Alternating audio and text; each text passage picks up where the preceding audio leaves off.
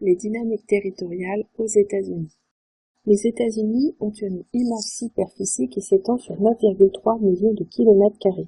Ce territoire a été peuplé par différentes vagues d'immigrants venus tout d'abord d'Europe, mais également d'Amérique latine et, aujourd'hui, essentiellement d'Asie. C'est un territoire issu de la conquête du Nouveau Monde, qui relève donc d'une histoire pionnière. La colonisation a été progressive à partir du littoral atlantique.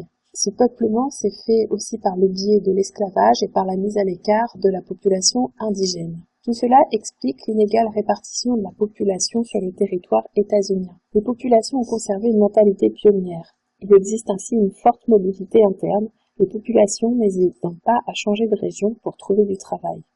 Aujourd'hui, les États-Unis comptent 312 millions d'habitants, avec une densité moyenne de 33 habitants au kilomètre carré. En raison de son histoire, le littoral atlantique des États-Unis est densément occupé et aménagé. La Manufacturing Belt est composée de deux régions urbaines, la mégalopolis ainsi que la région des Grands Lacs.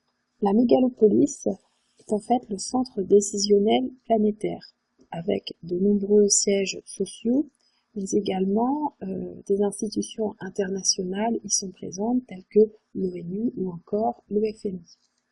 Son industrialisation est ancienne, son urbanisation est très dense. C'est d'ailleurs une mégalopole qui s'étend de Boston à Philadelphie, et le réseau de communication est lui aussi très important. Le centre des États-Unis est longtemps resté vide et en marche.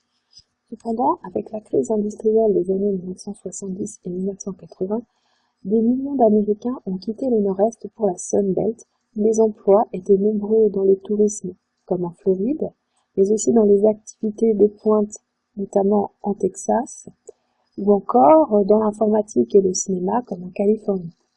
D'ailleurs, la Californie est l'État le plus peuplé du pays, avec 36 millions d'habitants. Ces activités de pointe concentrées dans la Silicon Valley lui permettent d'être le 8e PIB mondial.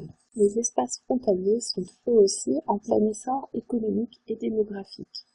Par exemple, la frontière entre le Mexique et les États-Unis bénéficie des accords de l'ALENA. Les échanges sont nombreux, mais toutefois inégaux. Sur le littoral pacifique, la frontière États-Unis-Canada voit se développer une région urbaine qui va de Vancouver à Portland, avec Seattle comme centre.